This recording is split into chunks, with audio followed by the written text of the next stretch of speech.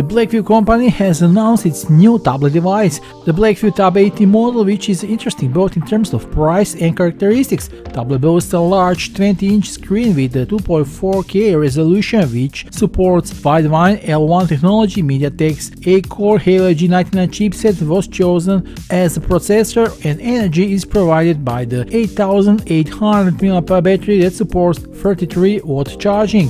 The Blackview Tab 18 boasts up to 12 GB of RAM and 256 GB of expandable internal memory, up to 1 TB by the micro SD card slot. Sound is provided by the 4 Harman Kardon speakers that supports AudioFX 2.0 technology for better sound quality. The front camera is 8 megapixel, the back is 16 megapixel, and both support ArcSoft 7.0 processing, which should again enable recording of better quality photos and videos, and also supports video streaming via Netflix, Hulu, Amazon Prime Video, and Disney Plus online services. Sales of the Blackview Tab 18 tablet start from today.